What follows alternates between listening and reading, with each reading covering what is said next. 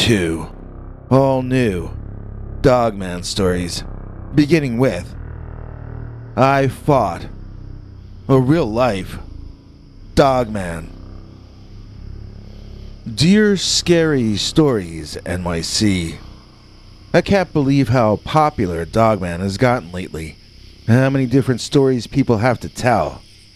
I had a Dogman encounter back in the early to mid-1970s, and when I used to try to tell people about it, nobody even wanted to hear. It wasn't a Bigfoot, so people back then told me I was just making it up. I'm going to try telling my Dogman story to my grandkids this Christmas, and see if any of them are cryptid fans. I thought I'd write it all down for you first, so I can get my memories straight in my head. I guess this was 1973 or 74, and Kung Fu was a big craze here in America. Karate, judo, martial arts in general, they were all popular.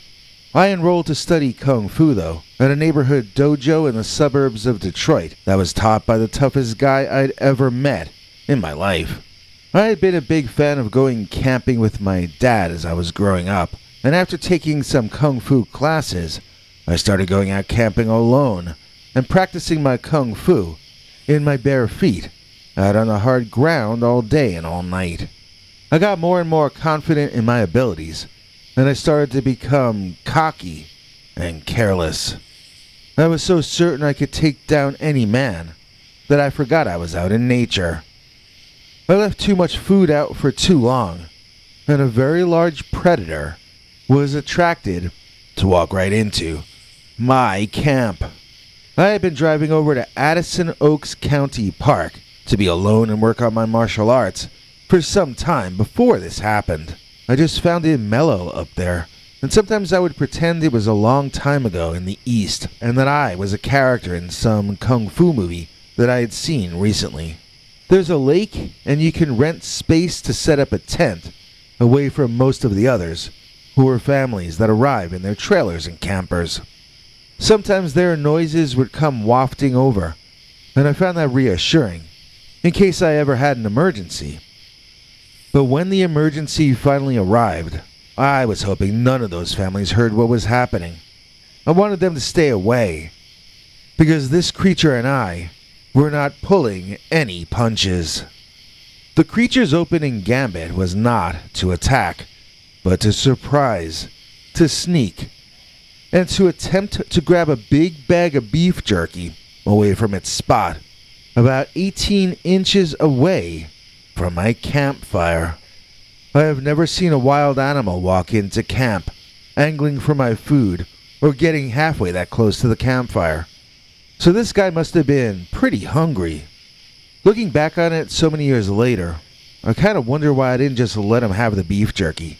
I still had my own version of trail mix, and since that had no meat in it, I doubt he'd have been interested in any of that. I guess it was just that I was a hot-headed young guy, worked up from practicing my moves over and over. So I kind of flipped out a bit on the Dogman, kicking the beef jerky out of his hands, and landing perfectly in position to fight him further, if he didn't back off. That creature looked so surprised that I remember laughing at him. I laughed in the face of the North American upright walking canine, and I lived to tell the tale. He sort of took a step back, slowed the pace of the situation down, looked me over from head to foot. We locked eyes. His teeth were bigger than my head.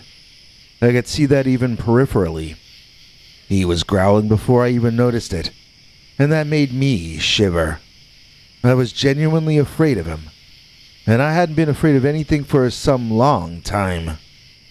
In fact, the very information that I was afraid frightened me more than the Dogman itself. I had felt as though I could handle any battle when I kicked that jerky away.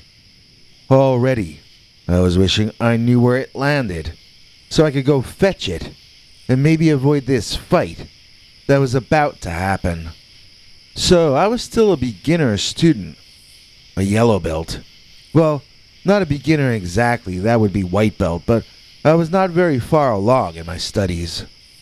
I had intended to use the little I learned in the fight, but The only martial arts concept that I had truly comprehended back then was the idea of being like the wind or like the water. And I think I learned that from some public service announcement or something. Or maybe an interview with Bruce Lee, I don't remember. So, when the dogman lunged at me, I either leaned back, or when I had the chance, I would sort of dance backward a little bit. I was no longer battling someone in my class. I was battling something that didn't even officially exist. I felt like I was about to panic, and so I unleashed a barrage of blows toward the creature's face, all of which it easily avoided. Maybe it had seen that same film clip that I had seen. One thing I had a natural talent for was doing kicks, especially the most fun kick, which in my opinion was the roundhouse kick. I decided it would only work once against a fighter as athletic and big as the dogman was. So I did my best spin, and kapow! I landed a solid hit right across the side of this beast's long, dog-like snout. Which, I would like to point out, was literally over my head, even though he was leaning down. I think I was the same height then as I am now, which is 5'10". My kick was very high, and maybe hit him at around 6 feet off the ground, I guess. If he leaned down into that, maybe he was 7 feet. Maybe he was even taller. At any rate, it smacked his face to the side, and it stunned him. I could see the surprise on his huge and very expressive canine face. Again, the bipedal upright beast took a few steps back, and again, he reappraised me and the situation. This time he bared his teeth. He growled, and he walked toward me, but not at me. I was surprised and danced away a bit, giving him more room. Rather than attacking me, the immense dogman walked directly past me, past some trees, and into some bushes. I thought he was going away, but then suddenly, he reversed course and came back out of the woods, holding something. It was my bag of jerky that I'd kicked out of his hand earlier. He offered it to me. He held it in one of the claws that served as its hands, and it held that arm or front leg out, fully extended, in my direction. He seemed to be handing my jerky back to me. Again, I should have just let him have it, but I was young, and I was greedy. I took what I thought was a cautious step forward to snatch at my bag of dried-out smoked cow, and that dogman easily just leaned forward and smacked me on the side of my head so hard that I bounced off a tree and then back into his paw for him to whack me back into the tree. Now, I hadn't had my behind handed to me for some time before that, but the dogman schooled me. I tried to get up to fight some more, but I could not regain my balance. I think I might have had a mild concussion. So I fell back down onto the dirt, and this seemed to calm the big dog-headed man thing down. He reached into the bag, pulled out a large hunk of jerky, and chomped down, biting half of it off with one snap of his bear-trap jaws. Taking the part that remained of the jerky, he tossed it on the ground in my direction, then turned and walked back the way he came, all the rest of my jerky in his hand, as his prize for having won our little private tournament. I had been humiliated, yes, but I had not been unfairly treated. The dogman could have torn me limb from limb. There's a lot more meat on a human than in a bag of beef jerky, believe me. He let me go, which sort of said that I didn't even rise to the level of being meat. Like I was some kind of soy product, or near meat. And you know what? I knew he was right. I couldn't deny any part of that. To me, the dogman was the greatest sensei that I ever encountered.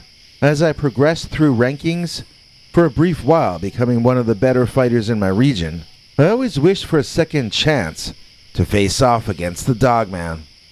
I wondered if I could win if we had a rematch. Every bit of training, every bit of practice I did, was geared toward preparing me for a rematch that sadly never happened. I camped in that same spot so many nights, for so many years, but the Dogman never judged me worthy of a second chance. In my advancing years, I've met and fought some pretty good Midwestern fighters. I once partied with a guy who fought Jackie Chan in a movie, and I wanted to hear every detail. When he was done, he asked me to tell him about the greatest opponent I ever battled, and I felt embarrassed. I had to answer in a shy way. The greatest fighter I ever encountered was not a human being, but some kind of a dog-headed man, like a werewolf. This man's eyes grew wide, but not because he thought I was crazy. He started trying to say Lugaroo, but his native accent made it sound quite different. It turned out he had heard of the American werewolf that's known to live down in Louisiana. I told him that the one I fought was the northern cousin of the Lugaroo. He made his friends shut up so that he could hear my story. I lost the fight badly, as I told you, and I was honest with him about it. But he didn't see it that way. This professional fighter thought that the main part of the story was that I survived to tell it. This wasn't like a paid wrestling match or a staged fight in a movie. This was a hot-headed young guy just learning how to fight, managing to hold off a creature of myth and legend. By all logic, this professional fighter told me I should have been torn to pieces by the Dogman. I should not have lived to fight another day. Well, when he put it that way, I felt a little less embarrassed. Not a lot, but a little. He bought me a few more drinks, and then I wasn't feeling anything at all. Which reminds me, the tips of my fingers are numb, because I haven't typed this much since the 20th century. I think I'll be bringing this bird in for a landing now. I'm hoping I live another 50 years, but in case I don't, I've reserved a nice plot of land under a shady tree to be buried in.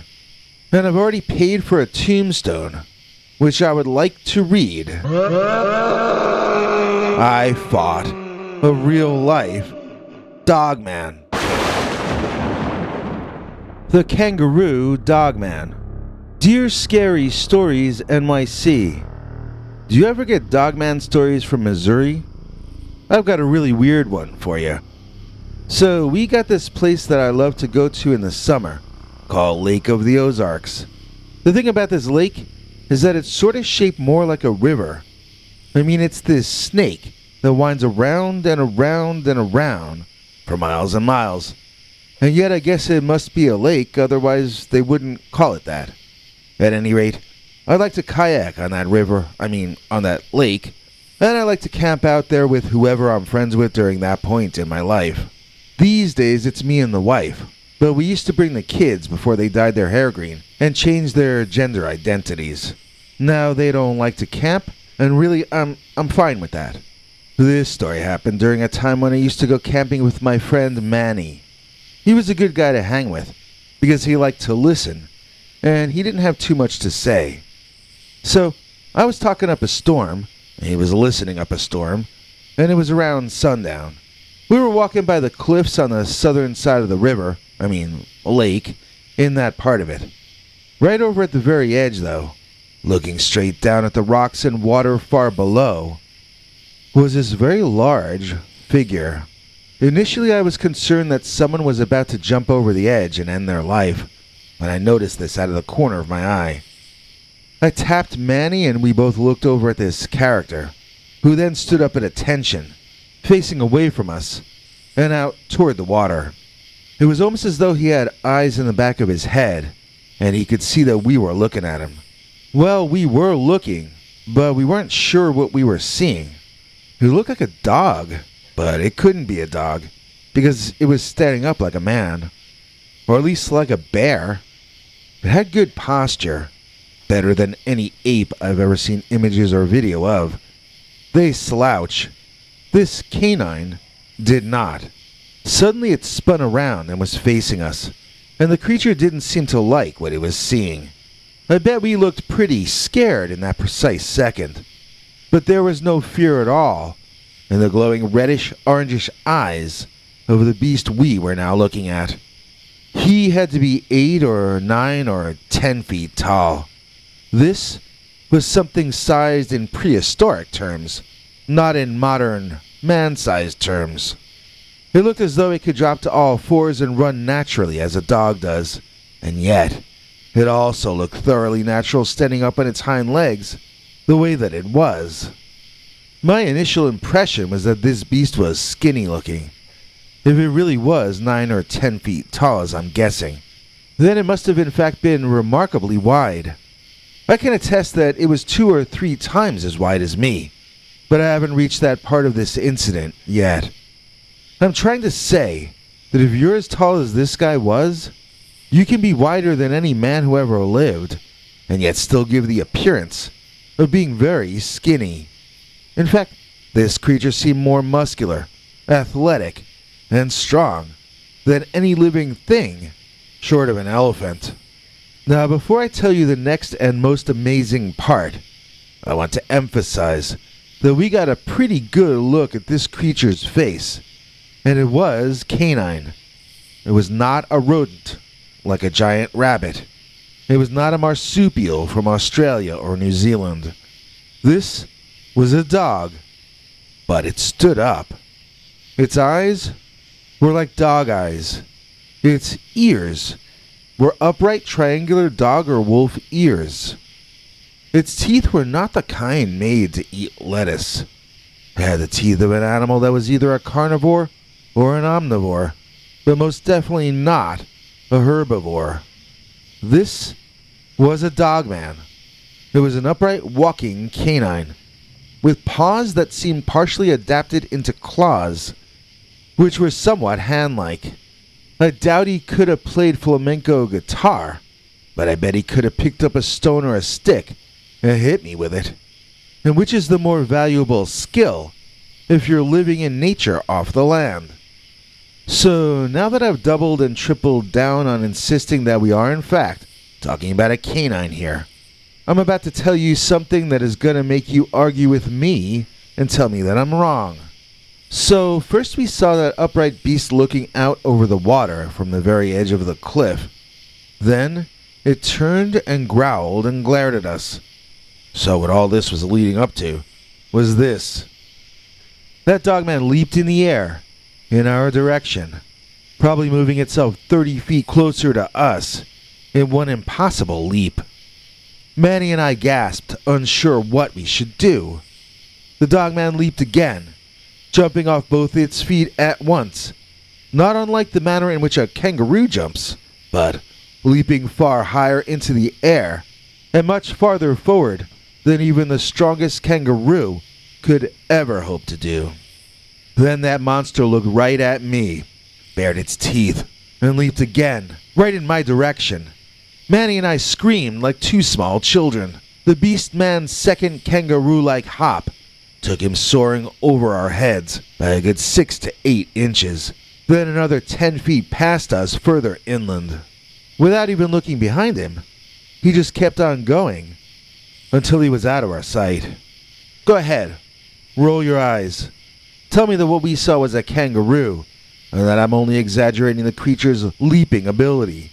You won't be the first to say that to me, and you probably won't be the last either. But kangaroos have much taller ears than this creature had. They don't have wolf-like ears. I know some of them can get very big and strong, but this was not a kangaroo. This was a dog that hopped. Manny's mother says she used to know a dog that hurt its front legs and learned to walk upright on its hind legs. When it wanted to go faster, though, it would not run, it would hop, the way we saw this creature doing. It couldn't jump over your head, though, so that seems to be only a partial explanation. Maybe what we saw really was a dogman, but maybe it had 1 or more injuries on 1 or both of its arms, preventing it from running when down on all 4s. Might a dogman not also develop the same backup methods of movement that a normal dog would? So maybe what we saw was an injured dogman, or one that had at least once been injured on its front legs, aka its arms. It's at least one somewhat feasible explanation for our encounter with The Kangaroo Dogman. So, who is Ms. All Business? Our new EP, she isness. Please join me in thanking Ms. All Business for becoming our newest PayPal Club member. She gets to see the 2 all-new secret uncensored stories that we just put out this week.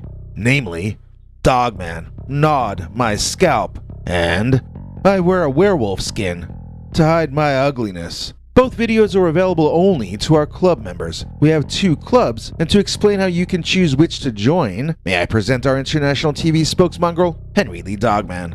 Hank. Thanks, Biggie. And thanks to all of you for watching this far. If you liked it, please click like.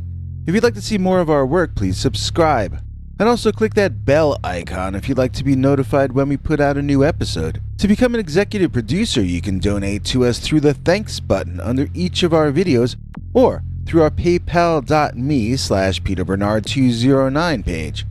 To receive cool perks like secret uncensored Dogman episodes far too wild to ever run on this channel, you can become a YouTube channel member by clicking the join button, or join our PayPal subscribers club at peterbernard.com. Joining either at the $3 a month level or above gets you access to our over 25 hours of secret uncensored Dogman stories available nowhere else. Do you have a scary story about Dogman or some other kind of high strangeness that happened to you? Let us know by emailing us at scarystoriesnyc@gmail.com or by leaving us a voicemail message at 804-LSCARY.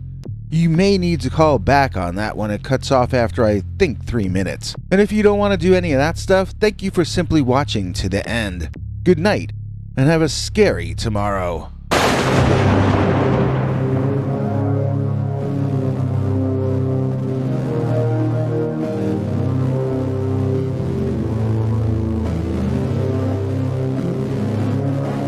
Come back for more scary stories.